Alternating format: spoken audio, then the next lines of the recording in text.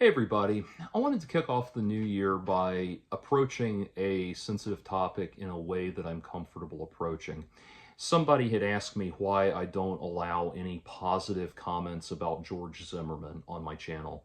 And I tried to do a video at the time, but talking about that situation just got me too emotionally riled up, and I decided it was better at the time not to get into it. I just wanted to remain chill and relaxed, and I'm trying to stay, cognizant of the vibe I'm in, the personal headspace I'm in when I sit down to do YouTube videos. So I just didn't do the video, but I thought of a way to address it without digging into the whole Trayvon Martin thing. Now, understand, I am on the side of Trayvon Martin. What happened was heinous. I do not want to hear any positive commentary about George Zimmerman on my channel, and if I hear it, I will block you. Period. Done.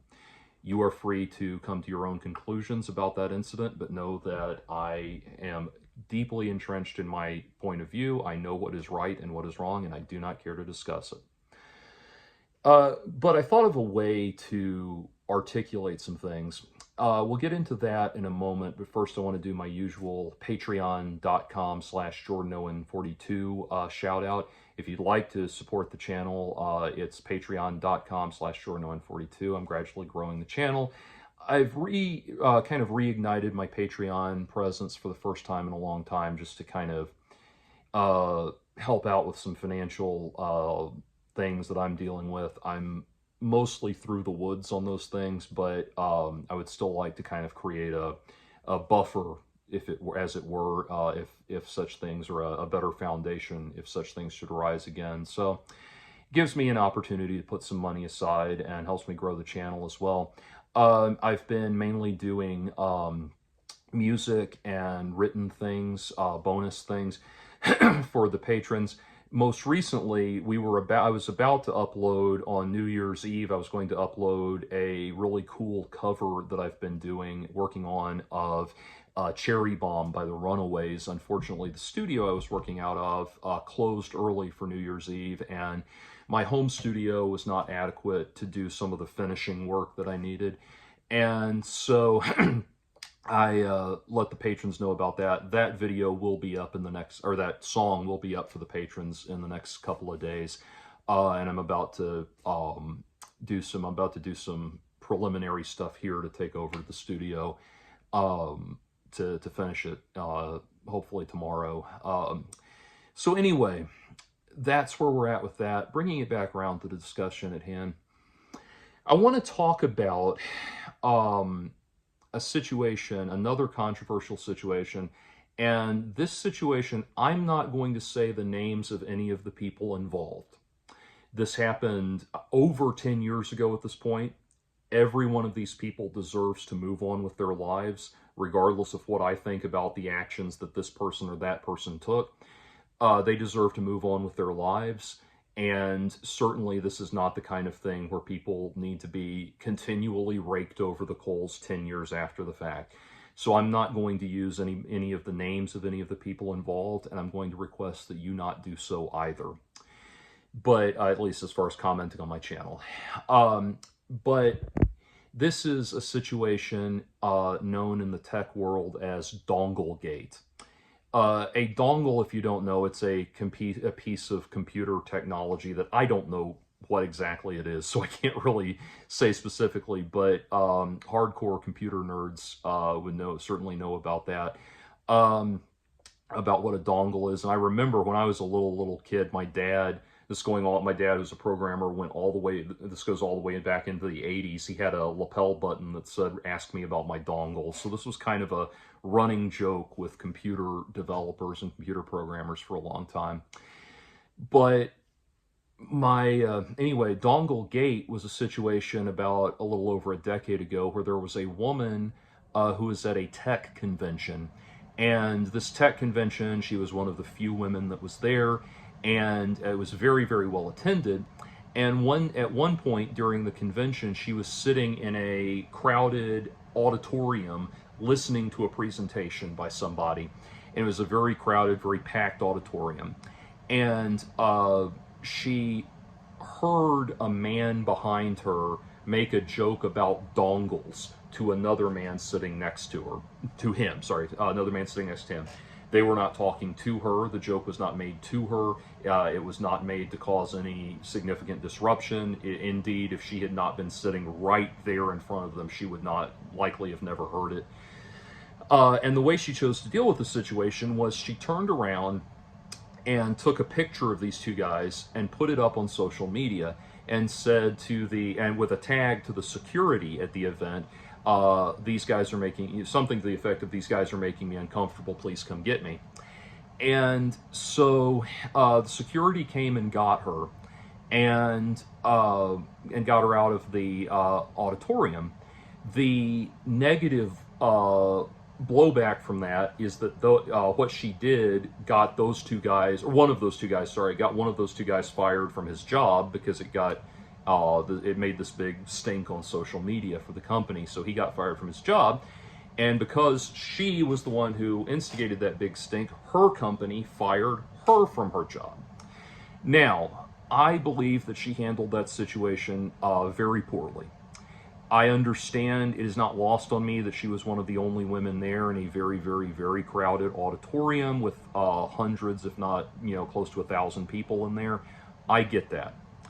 And I don't want to seem dismissive of that. However, what that security function she provided was for, as I understand it, was for her to take a picture of herself and tag the security in it on Twitter so that they could find her, not so that she could publicly shame the guys that made her uncomfortable. Furthermore, while she was in the minority there as a woman, there's no indication that she was being physically restrained or intimidated in any way, shape, or form, and it is certainly, I think, unreasonable to think that she could not have just gotten up and left the auditorium if she was uncomfortable. And furthermore, while I understand again that she's in the minority, I still don't think it's unreasonable for her to say, excuse me, that's bothering me, could you keep it down? I think those kind of courtesies, if she had said that to them, asked them politely not to carry on that way, and one of them had said, fuck you, B word and everything, that would be a reason to, to invoke legitimate concern, that kind of thing. But I think I really do think she could have just gotten up and walked out of the auditorium. I don't think it would have been a problem, and all of this could have been avoided, and these guys could have kept, this guy could have kept his job, she could have kept her job. Anyway, I commented on it at the time, and I won't lie to you, this was a long time ago when I was a lot more vicious and vociferous in my outrage and everything, and part of why I don't do that anymore is just, 10 plus years of life development and maturity, and I'm, an old dude now and everything, and then on top of that, just the fact that a certain component of my outrage was, while these were things I felt passionately about, it was, it was performative. A certain amount of it was performative, like, let me appear as though this is the worst thing in the world. Because I don't, if I'm being honest, because I didn't trust myself to just make good arguments as I, sit here and try to make good arguments as I'm doing here. I had to, rile up emotion and that sort of thing. Anyway, so that was the situation. And it was not good. It was not a positive outcome. And of course, you start getting, when you comment and criticize something like that, you get, pushback from people that take her side. Now, one of the things that you get, and I would get things like this, and I don't appreciate it at all, and I don't think it's at all helpful, is the people who come running in and say, the only reason you're not on her side is because you want women to be harassed in tech. You want women to be harassed in tech. You want women to be run out. You want women to feel unsafe. You want this. And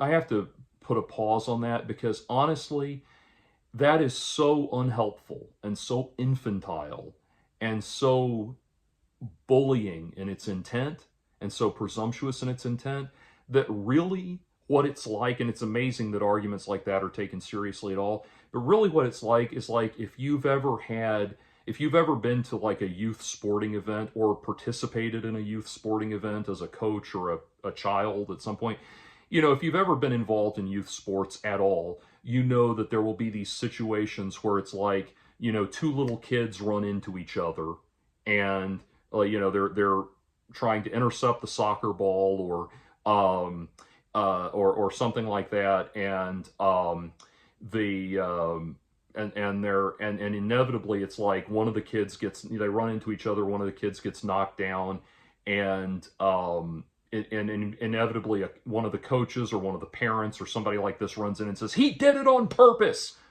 It's that kind of thing. It's that level of obnoxious. It's that level of asinine, you know, to start ascribing malice to something like that.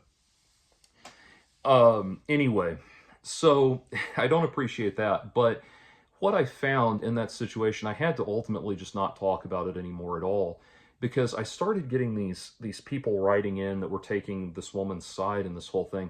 And one of them, I don't remember much about him except that he was British. He was a YouTuber at the time. I don't think he's really around anymore. But this guy, I just remember he was British, and he was like taking my description. He was trying to like unpack and unlock the intricacies of what I had said, the vast intricacies of the things I was saying, to demonstrate that my linguistics it was as if he was trying to prove that my linguistics revealed that I didn't understand the situation properly. And he actually was, you know, if I recall correctly, he was actually like making notes on a whiteboard or something. I don't know where this video is now, but it was literally things like, I described it as her eavesdropping on the discussion, and he said, I'm glad you used. I'm recalling from the vaults. This is mostly paraphrasing, but he said something like, I'm glad you brought that up, Jordan. I'm glad you said that. I'm glad you used that word, because we can see that the term eavesdropping means this, this, this, and this. Therefore, for what she did to have been eavesdropping, it would have to meet the following preconditions. She did blah, blah, blah. It's like, okay. Maybe the word eavesdropping was not the precise word that I should have used, because it implies an intent that was not there. She overheard what they said. And I'm sure he would try to unpack that word. What he was trying to desperately do was prove that this thing these guys had said quietly to each other with no consideration for her at all was actually a malicious act that was directed at her, and they should have known better, even though they didn't direct it at her and had no reason to think that she heard what they said. And he was trying to prove that they were acting maliciously, and he was just twisting himself into, like, you could just imagine the cork board with the push pins and red string in this guy's mind, the vast physics equations on the chalkboard that this guy was writing to try to twist himself in knots to make this argument be what he wanted it to be. And I think I don't like to guess at people's motives, but or excuse me, I should say, I know that it's not a good idea to guess at people's motives. God knows I do it all the time. But I realize it's not a good idea to guess at people's motives. But I have to think that when they start doing things like that, it's because what we're dealing with is that what they're dealing with, or the situation they find themselves in, is they know that the other side is right. They know that this is a very basic, common sense discussion of human decency and morality and fairness and compassion and that sort of thing. And so they have to like twist themselves into all kinds of knots. If they're not the kind of person that's going to just try to shout you down with the youth sports, he did it on purpose style argument I just gave you earlier. If they're not that kind of person, then what they will try to do is try to go on just start going into these vast labyrinthine deconstructions that are so mind-numbingly impossible to listen to that after a point it's just like, we're not going to discuss this anymore. We're not going to have it. We're not going to get into it anymore. I'm done. It's over. Be gone. And it's like that with the George Zimmerman thing. It's a matter of, it's a matter of people coming to me and trying to say, well, so clearly at such and such minute, George Zimmerman had stepped with his left foot towards blah, blah, blah. I mean, they get into these insanely ridiculous, minute little things where it's just like, look, I'm totally on the side of Trayvon Martin. I don't give a shit what you have to say. I'm not interested in your arguments. If you want to think that I'm, heinously ignorant, that's fine. Go away. It's the same argument that I give to anti-vaxxers, I made a comment about anti-vaxxing, and I can't think of it right now, but there's a famous anti-vaxxing documentary that's very much responsible for the vaccines causing autism bullshit. And I made one passing comment about it not being or made one comment about it being a very poor, a horrible video, and it's not, none of it's true. And what I started getting from a bunch of anti-vaxxers was, oh, so I can tell that you're the kind of person who just likes being told what to think. You don't want to question the narrative. You don't want to wonder if there's more to the discussion that you're not being told. You just like being a sheep that wants to eat whatever he's fed and never wants to think for himself. To which I say, yes, that's exactly who I am. Yeah, absolutely, you got me. That's exactly the person I am. Moving on. So after a point, you just can't do it anymore. Another situation, and I'll wrap this up, but another example of that, the Breonna Taylor situation. I officially have no position on Breonna Taylor because, you can look up the situation. It was a police involved shooting. I officially have no position on it. Because when that happened, I started doing videos commenting on the evidence as it was coming in. We seldom get everything all at once, but kind of like commenting on, well, what this seems to indicate, and that what it was a very complex, very dicey situation. And it was like, no matter what position, what point of clarity I tried to come to about the position, how I felt about it, somebody from some side jumped down my throat. And I couldn't even think straight. And by the way, if you try to start posting about the Breonna Taylor situation and try to sway me towards any side on that discussion, I will block you. And that includes in the comments of this video. We're not doing it. We're not having it. But it was like anytime I tried to come to even a concrete understanding of what happened, I was immediately set upon with, you're denying the blah, blah, and blah.